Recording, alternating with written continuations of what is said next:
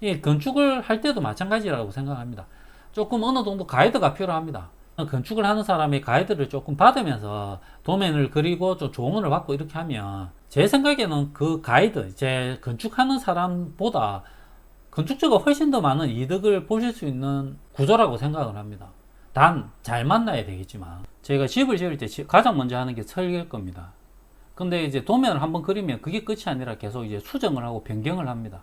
이렇게 변경을 할 때 이제부터 말씀드리는 게 이런 부분을 잘 확인을 안 하고 하게 되면 비용은 비용대로 많이 들어가고 나중에 건물의 유지 보수나 관리하는 측면에서 상당히 어려움을 겪을 수 있는 내용을 좀 설명을 드리면서 이런 부분을 좀 검토해서 집을 지어야 된다. 이걸 좀 설명을 드리려고 합니다. 지금 저희가 현재 상가 건물을 짓고 있습니다. 상가 건물을 짓고 있으니까 나는 주택을 지을 거니까 이 영상 안 봐도 되겠네. 이게 아니니까 좀 보시면 도움이 될 겁니다.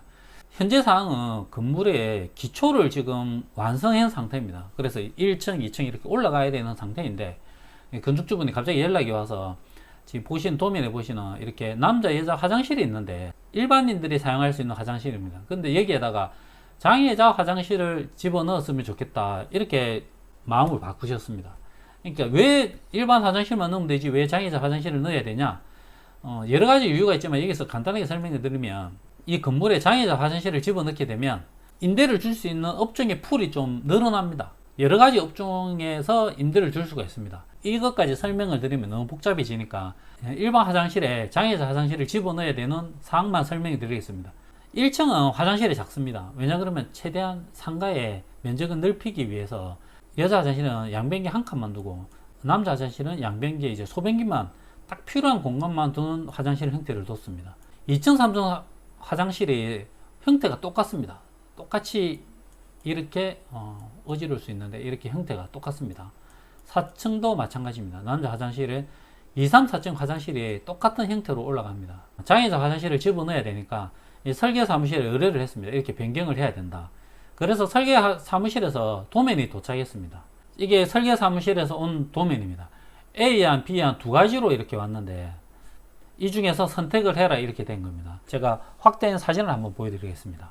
왼쪽에 있는 안은 두 칸으로 나눠져 있습니다. 장애자 화장실과 일반인 화장실을 같이 만들었습니다. 남녀만 구분을 하고 안에를 이제 장애자도 사용할 수 있는 그런 화장실로 만드는 게 A안이고, B안은 보시면 화장실을 네 칸을 뒀습니다. 장애자 여자, 장애자 남자, 그리고 이렇게 여기는 여자 화장실, 여기는 남자 화장실, 이렇게 네 칸을 나누는 형태로 AB안이 왔습니다. 이제 건축주분은 어떤 걸 선택하시냐 그러면 지금 오른쪽에는 이 안을 선택을 하셨습니다. 이제 네 칸인 겁니다. 제가 그 이야기를 했습니다. 제 생각에는 장애자나 일반인이 공용으로 사용할 수 있는 이 화장실을 조금 추천드립니다. 이렇게 말씀을 드렸는데 처음에는 이제 건축주분이 딱 이제 자기 생각에는 이렇게 나눠져 있는 게 더 좋다고 말씀하셨습니다. 근데 제가 말씀을 드렸습니다. 이렇게 네 칸으로 만들게 되면 두 칸으로 하는 것보다 비용도 증가된다. 그리고 유지 관리 측면에서 제 생각에는 두 칸으로 나누는 게 조금 더 장점이 아니겠나 이런 생각이 들었습니다. 왜냐 그러면 이렇게 네 칸으로 나누다 보면 이렇게 화장실이 장애자 남녀는 사용하는 빈도가 좀 작을 겁니다. 작은데도 불구하고 관리는 계속 해야 됩니다. 그래서 여러 가지 측면에서 저는 관리적인 측면에서는 이렇게 네 칸으로 나누는 거 별로 추천을 안 드리고, 그리고 공사 비용도 이 네 칸으로 나누는 게 훨씬 비용이 증가되니까 저는 이 안으로 했으면 좋겠습니다. 두 칸으로 나누는 걸. 근데 이제 계속 건축주분은 이 네 칸으로 나누는 거 고집하셨습니다. 제가 사용하는 공간은 아니니까 어쩔 수 없어가지고 그냥 하루가 지났습니다. 하루가 지난 다음에 건축주분이 연락이 왔습니다. 이제 자기가 생각해 보니까 제가 말씀드린 이렇게 두 칸으로 하는 게 좋을 것 같다. 저도 두 칸으로 나누는 게 좋겠습니다. 이거 두 칸으로 하십시오. 이렇게 해서 두 칸으로 결정이 됐습니다. 초안보다는 비용이 증가합니다. 그렇지만 이렇게 네 칸으로 나누는 것보다는 훨씬 저렴하게 들어갑니다. 결론은 났습니다. 이렇게 화장실 두 칸으로 나누는 걸. 근데 이제 이 두 칸으로 나누는 거가 이게 끝이 아니라 한 가지 더 문제점이 있었습니다. 어떤 문제점이냐 그러면 저희가 화장실이라 그러면 자세히 보시면 여기 보시면 PS라고 적혀 있습니다. 여기도 PS가 있고 여기도 PS가 있습니다. 그리고 전체 도면입니다. 전체 도면에서도 보시면 화장실 옆에 PS실이 붙어 있습니다. 다. 여기도 붙어 있고 층층이 다 있습니다. 이게 무슨 공간이냐 그러면 파이프 샤프트실이라 그래가지고 설비 배관들이 지나가는 통로입니다. 그러니까 1, 2, 3, 4층이 있으면 모든 공간에 이 PS실이 다 있는데 공통점이 뭐냐면 위치가 다 똑같습니다. 자세히 보시면 X5번이 적혀 있습니다. 이제 X5번 열 중에 이 기둥이 있지 않습니까? 이 기둥에서 2300이 떨어져 있습니다. PS실이 있는데 다른 데도 똑같습니다. X5번 열에 2300이 떨어진데 PS실이 있고 이 층층마다 다 똑같습니다. 1층에도 보시면 X5번 열 2300이 떨어져서 PS실이 있습니다. 지금 이 계획되어 있는 도면은 층층이 PS실이 똑같은 위치에 있습니다. 저희가 아파트에 대부분 많이 살고 계시니까 화장실에 가보면 다 똑같습니다.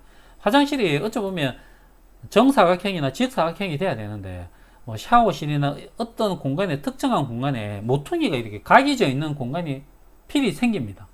저희 집도 마찬가지입니다. 제가 지금 안방 화장실에도 보면 저희 화장실에도 마찬가지입니다. 샤워실 있는 공간에 세면대 있는 공간보다 이제 턱이 있습니다. 여기에 PS실이 있는 겁니다. 제가 안방 화장실도 그렇고 이제 거실에 있는 화장실도 마찬가지입니다. 여기 이제 샤워실 있는 공간에 이렇게 공간이 이렇게 기역자로 턱이 져 있습니다. 이게 이 안에 파이프 샤프트실이 있는 겁니다. 잘 못 느끼시겠지만 다 이렇게 배관들이 있습니다.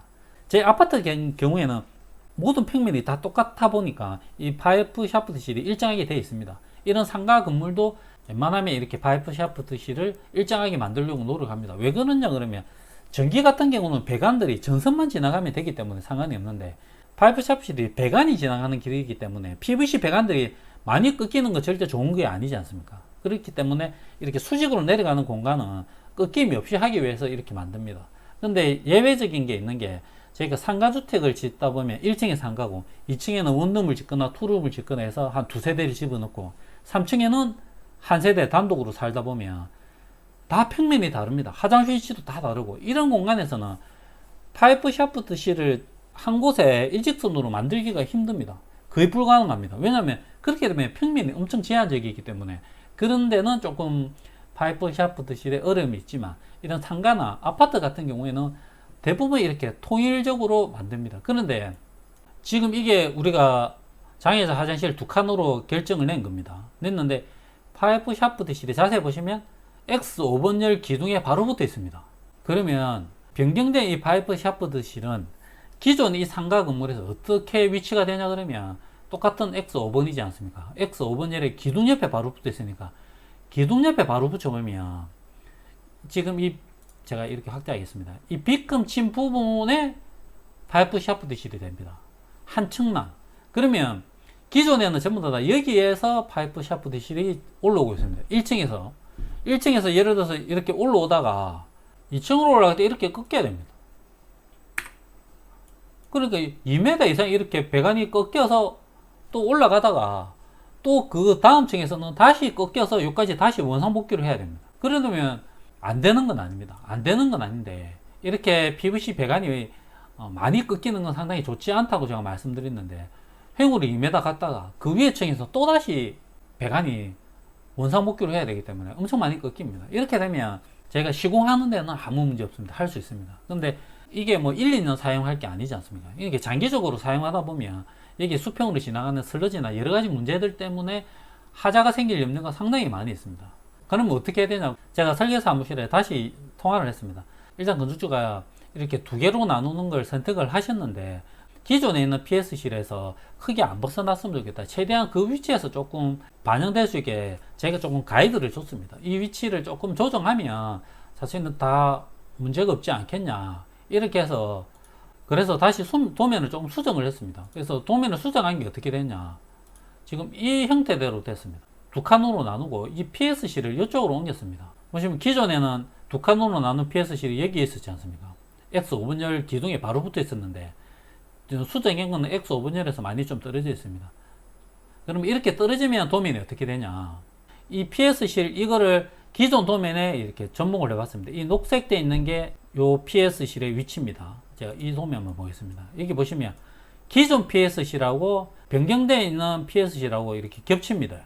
이렇게 겹치면 여기에 이제 이렇게 설비 배관들이 올라오면 됩니다. 급수 배관도 올라와야 되는데 급수 배관은 조금 꺾여도 상관이 없기 때문에 이 위치에서 다른 위치로 옮겨가도 됩니다. 그래서 이렇게 겹치는 공간을 만들어서 도면을 수정을 했습니다.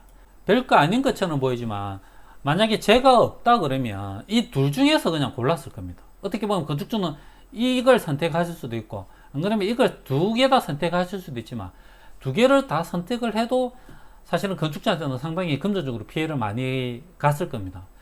이 도면을 간다 해도 공사비가 많이 늘어나는 형태가 되고 관리도 어려워서 나중에는 후회를 꼭 하실 겁니다. 그리고 두 칸으로 다행히 나눈다 하더라도 이렇게 되면 장기적으로는 유지보수 차원에서 어려움을 겪는 일이 분명히 생길 겁니다. 제가 이런 영상을 올려드리면 보는데 어렵습니다. 이게 재미도 없고 그러니까.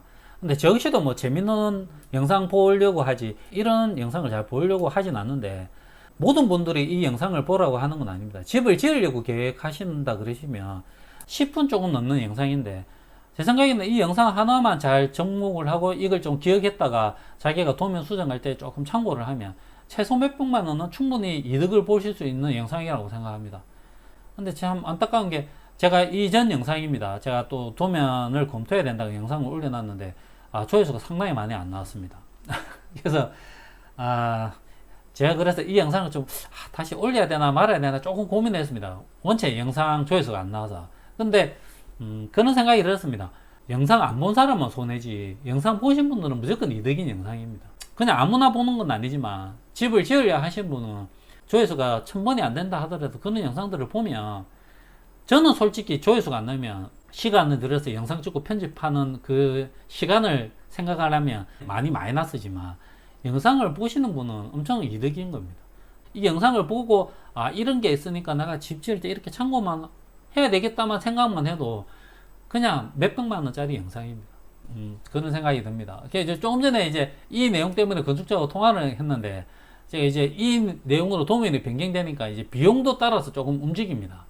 그래서 그 이야기를 하니까 이 이야기를 했습니다. 사장님이 처음에 화장실 4칸으로 나누는 거 이렇게 선택하시지 않았냐. 만약에 이렇게 했으면 지금 제가 이 비용이 증가되는 것보다 최소한 몇백만 원이 더 증가됐을 거다. 근데 다행히 2칸으로 나누는 거 선택을 하셔서 그나마 엄청 다행이다. 훨씬 더 비용을 줄이는 거다. 그런 이야기하니까 왜 그때 적극적으로 이야기하지 않았냐. 뭐 그때 한 번으로 해결할 건 아니니까 그 다음 날이나 제가 계속 설득을 하려고 했었는데 다행히 그 다음 날 마음을 바꿔 드셔가지고 제가 엄청 좀 기분이 좋았었는데 그렇게 하고 난 다음에 제가 적극적으로 도면 검토를 다시 해서 최종적으로는 이런 형태가 되는 게 가장 이상적일 것 같으니까 이런 것이 안을 제시해 드려서 건축적으로 만족하고 저도 기능적으로도 그렇고 비용적으로 많이 세이브를 할 수 있는 그런 형태가 되었습니다. 저 같은 사람이 제 개인적으로 좀 꼭 필요하다고 생각합니다. 제가 이런 일을 해서 그러는 게 아니라 저 같은 사람을 좀 사기꾼으로 보면 한도 끝도 없이 사기꾼으로 볼 수 있습니다. 왜냐하면 중간중간에 개입을 해서 자기 이권을 챙긴다 그러면 또 답이 없지만 또 저 같은 사람이 잘 순기능적으로 역할을 하면 상당히 많은 이득을 실제로는 건축주가 보실 수 있는 확률이 더 높습니다. 그래서 저 같은 사람을 잘 둬야 됩니다. 제가 무조건 다 옳다는 건 아니지만 여행을 가거나 하더라도 마찬가지지 않습니까? 잘 모르는 길을 가는데 좋은 여행 가이드를 만나면 사실은 여행이 엄청 편안하고 경비도 줄이고 여러 가지 장점이 있을 겁니다. 근데 나쁜 가이드를 만나면 고생은 고생대로 하고 비용은 비용대로 엄청 많이 들어와서 나중에 갔다 와서 엄청 후회를 하거나 그런 경우가 많이 생길 겁니다. 이 건축을 할 때도 마찬가지라고 생각합니다. 조금 어느 정도 가이드가 필요합니다. 건축을 하는 사람이 가이드를 조금 받으면서 도면을 그리고 좀 조언을 받고 이렇게 하면 제 생각에는 그 가이드, 제 건축하는 사람보다 건축주가 훨씬 더 많은 이득을 보실 수 있는 구조라고 생각을 합니다. 단 잘 만나야 되겠지만